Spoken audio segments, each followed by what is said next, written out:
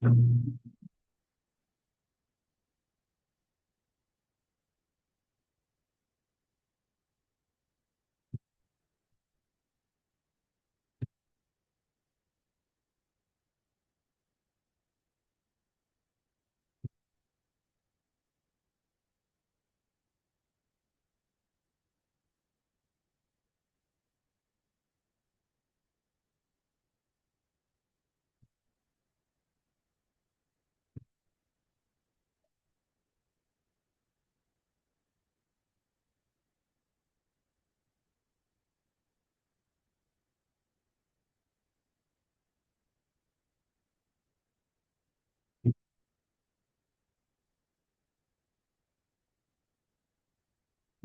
buenas tardes. Mi nombre es Cristian Ernesto Eguan Castillo, soy químico farmacéutico biólogo. Eh, Actualmente estoy estudiando la maestría en Administración de Instituciones de Salud. El siguiente tema es derivado de la actividad 4 de la materia de marco legal en instituciones de salud. Es una ponencia acerca de la negligencia médica. En mi caso, pues yo la derivé o la enfoqué para acciones en nuestro país. Le agradezco a las personas que puedan estar conectadas.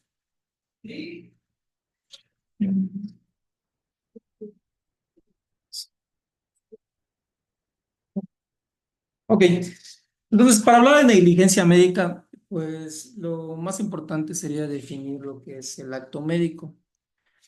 Como pueden observar en la imagen, pues el acto médico es todo aquel proceso o actividad en el cual un profesional de la salud interactúa o sirve, atiende a un paciente, independientemente de la actividad que sea, desde agendarle una cita, una toma de muestra de laboratorio, la dispensación de su medicamento, una cita médica, un proceso quirúrgico, un proceso de hospitalización, el llenado de una historia clínica, todas esas actividades que derivan del acto médico, pues se carga derivado de que, pues, en algunos casos el paciente, pues, no puede, no depende de él para llevar a cabo sus actividades cotidianas,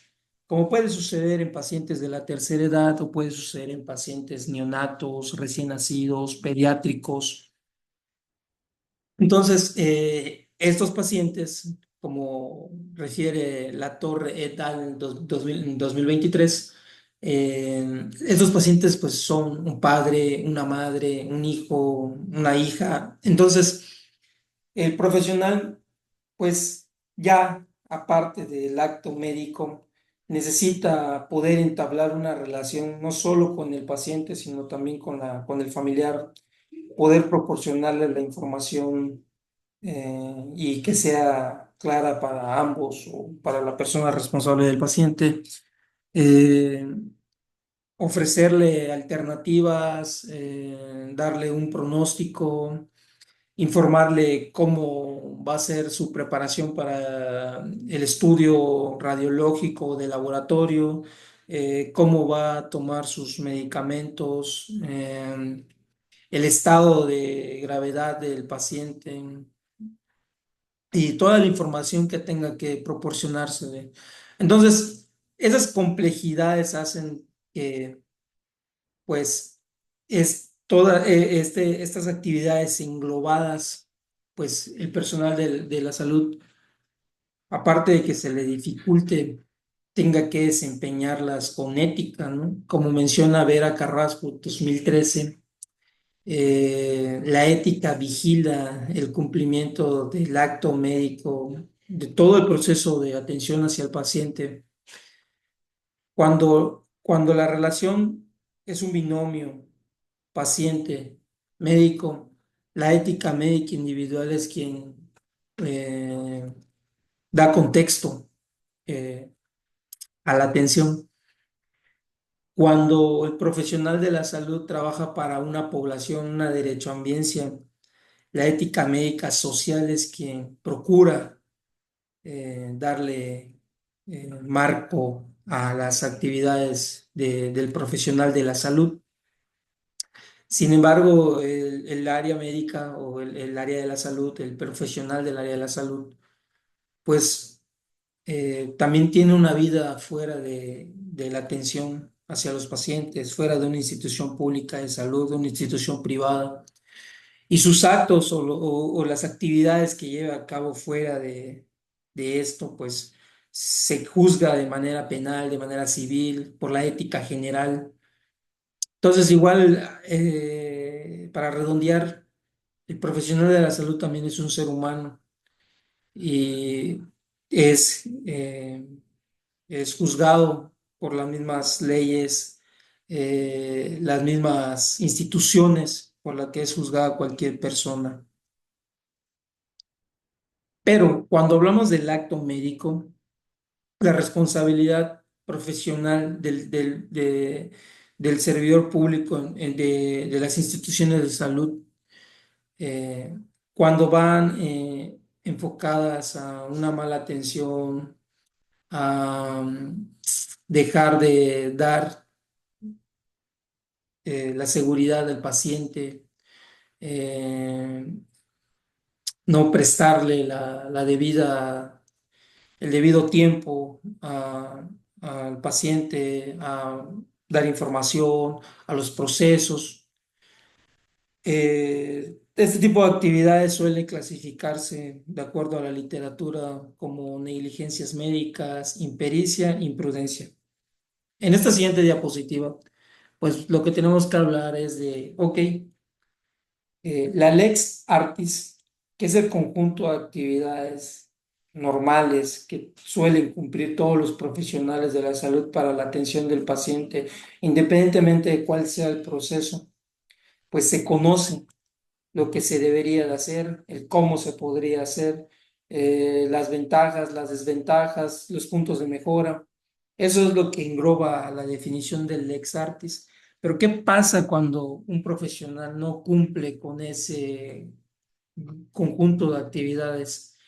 Pues suele prestar a una malpraxis, que es ya las actuaciones indebidas.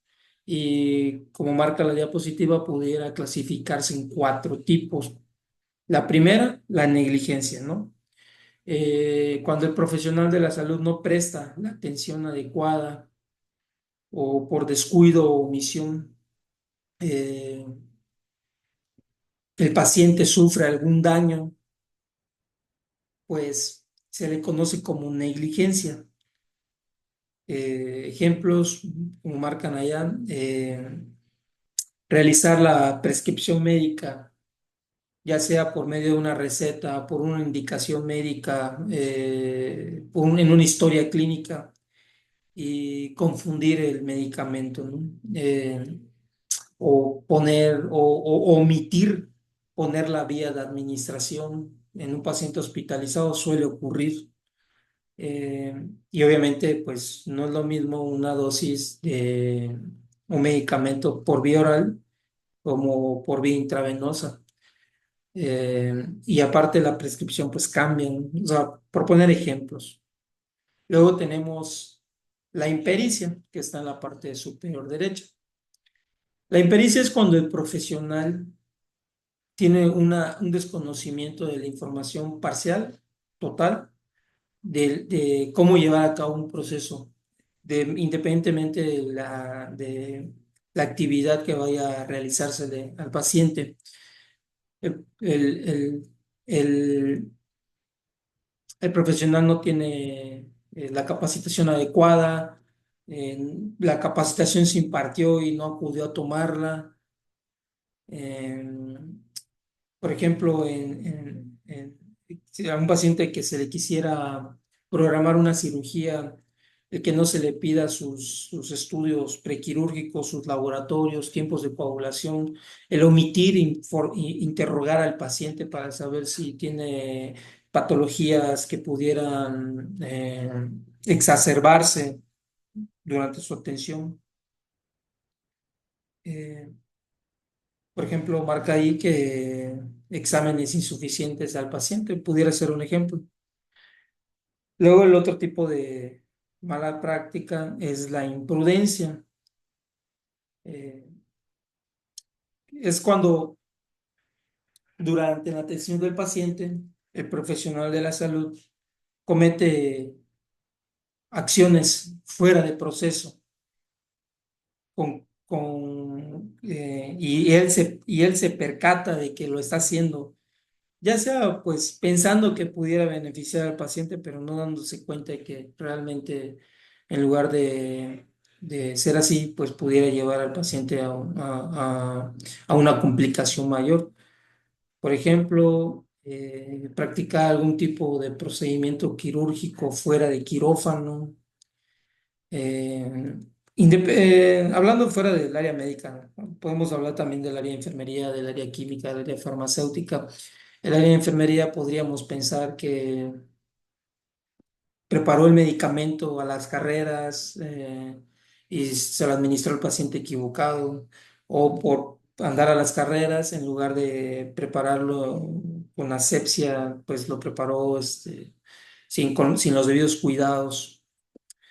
En el personal químico farmacéutico, dispensar un medicamento eh, diferente al que diga la receta, y peor aún si no se le pregunta si el paciente es alérgico, o modificar la dosis. En- son probablemente actividades en las que uno piensa que puede ayudar o beneficiar al paciente, pero pues, corremos el riesgo de que sea todo lo contrario, ¿no? Y agrega una actividad más, que es la inobservancia. En este caso, por mi carrera, pudiera ponerles varios ejemplos. Es cuando no se le da cumplimiento a la legislación y ya se encuentra claramente identificado que ese riesgo puede poner en peligro al paciente.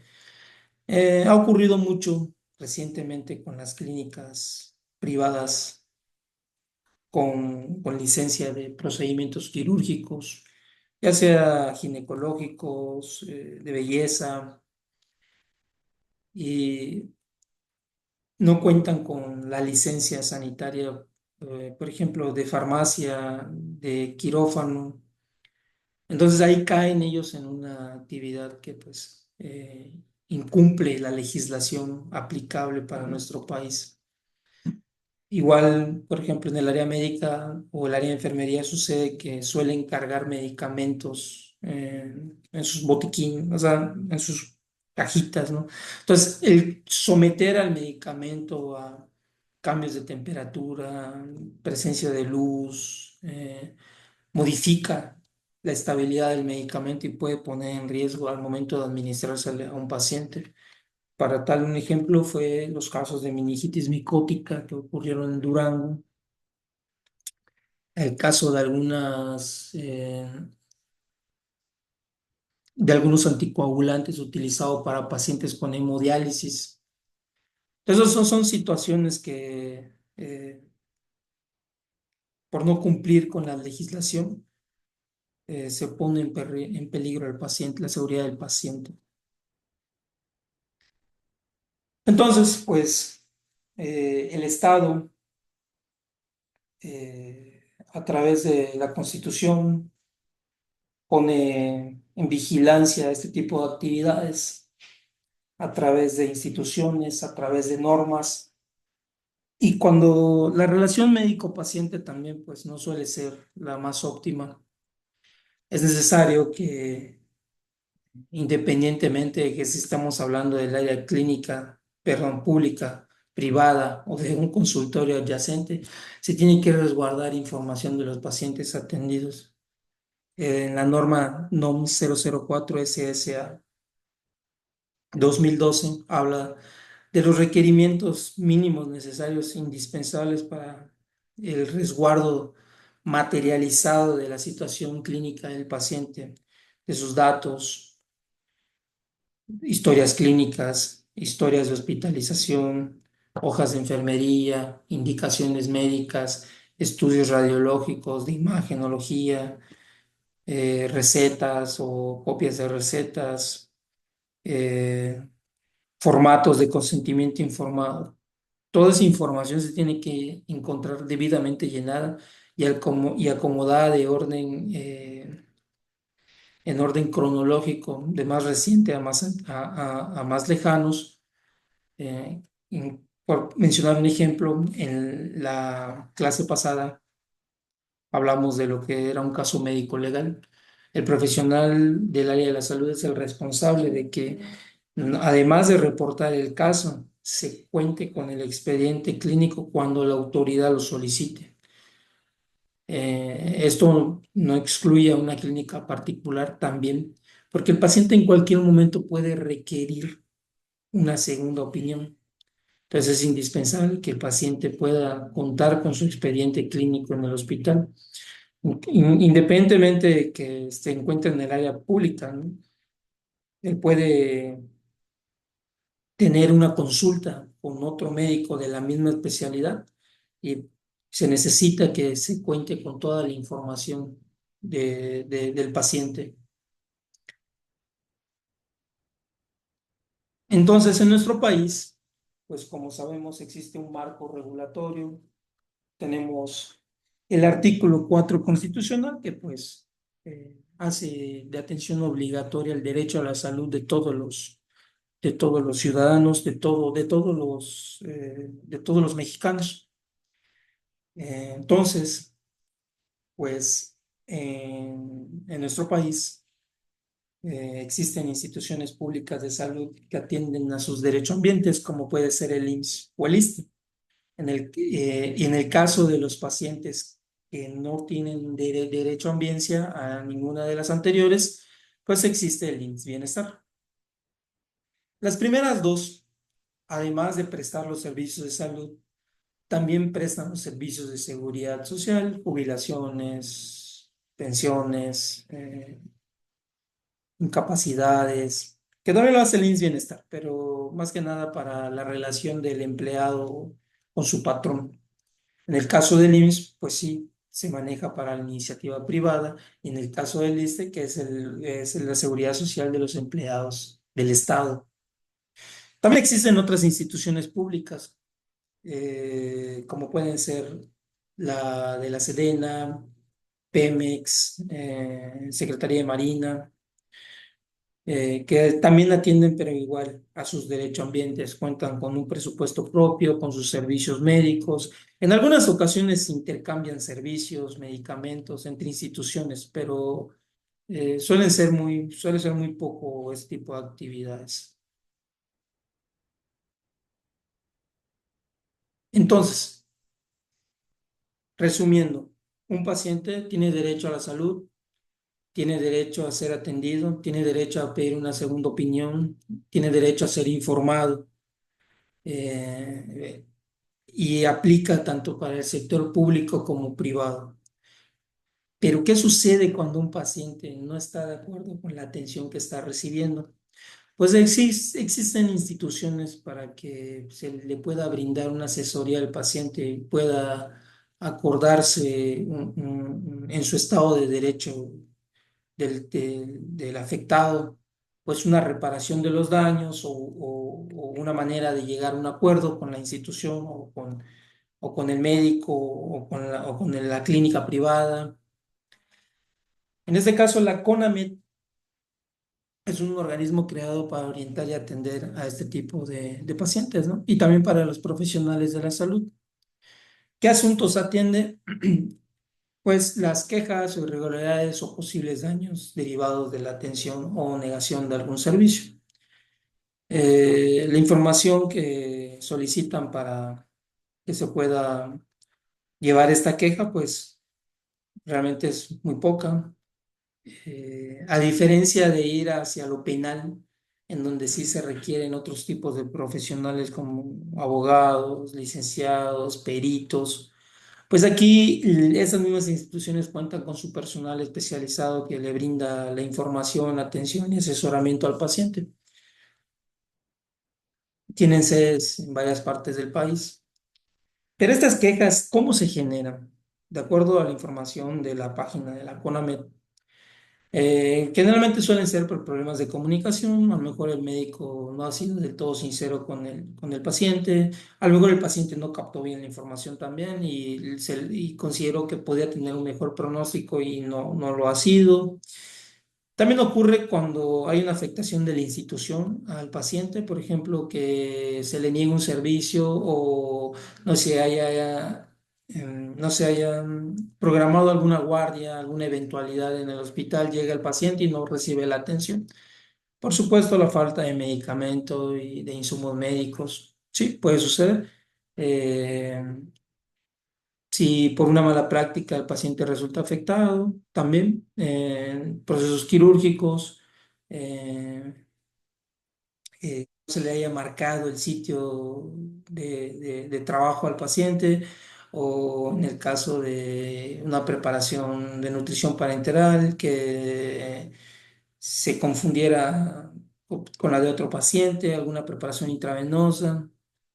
Y por supuesto, las faltas de respeto, el maltrato hacia el derecho ambiente o al paciente, más que nada a los grupos vulnerables, son los pacientes que suele proteger, ¿no? Entonces, ¿cómo se levantan esas quejas? Pues como marca la diapositiva, por correo electrónico, vía telefónica o presentándose directamente a las oficinas de la CONAME. Los servicios con los que cuenta, pues fueron los que dijimos a su momento. Si se dan cuenta, lo único que solicita eh, para que se pueda llevar el caso del paciente, pues es toda la información que el paciente pueda otorgar en cuanto a su historia clínica. En caso de que el paciente no pudiera ir él a levantar la queja, puede ir un familiar, una persona que sea su portador, ¿no? La persona que lo avale. O el caso de que el paciente hubiese fallecido, pues un familiar es el que puede levantar la queja.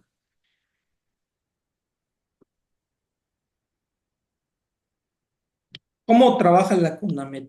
Mediante dos procesos, uno de arbitraje y uno de conciliación. En el primero, los especialistas de la CONAMED evalúan la situación, evalúan la información con la que se cuenta para determinar si hubo o no hubo un procedimiento incorrecto. Y en el caso de la conciliación, pues lo que hace es mediar porque las dos partes, la parte afectada y la parte acusada, puedan ponerse de acuerdo y se pueda hacer un resarcimiento del daño que sea beneficioso para ambas partes. También tenemos a la Comisión Nacional de Derechos Humanos, que como marca la diapositiva, es un organismo público y autónomo que incluso se encuentra en la Constitución. Les pongo un pequeño video para que puedan ver el trabajo de la Comisión Nacional de Derechos Humanos.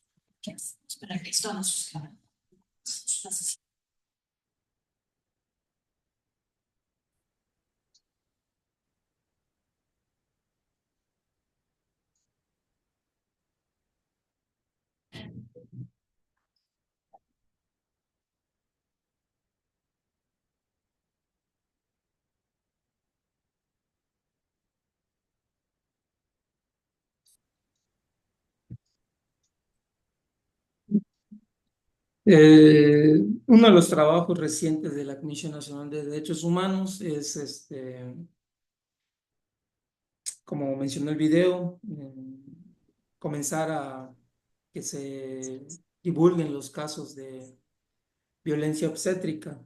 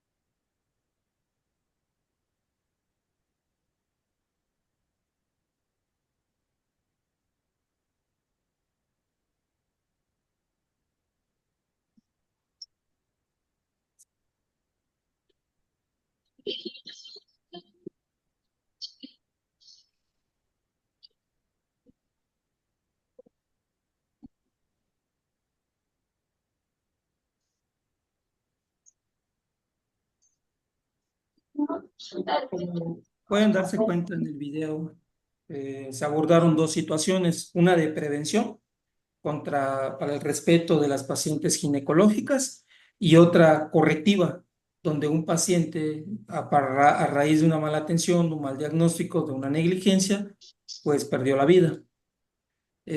Ahora, esta institución opera muy parecido a la anterior, pero más que nada se enfoca en la vigilancia de la atención hacia los grupos vulnerables, como son los adultos mayores, las mujeres, los migrantes, niñas, niños y adolescentes, personas con discapacidad, personas B20 y personas pertenecientes a las comunidades indígenas. En este caso, además de las cuestiones médicas, del acto médico, también se encarga, enfatiza su trabajo en otras áreas, otros rubros, ¿no? No solamente en la atención médica, a diferencia de la otra institución.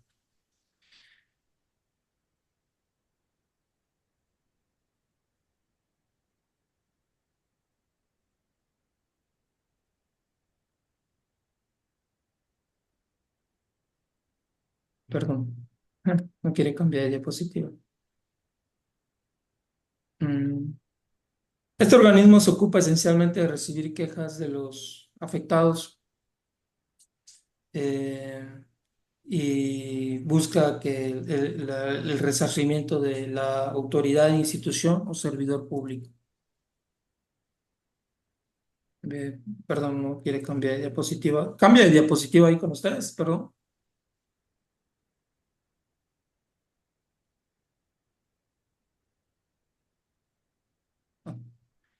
Bueno, pues es todo de mi parte. Les agradezco que se hayan podido conectar y que pudieran compartir un momento conmigo.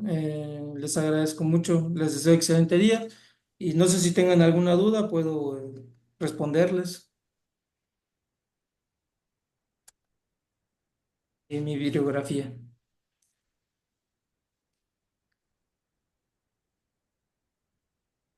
No sé si tengan alguna duda. Eh, si no, pues sería todo.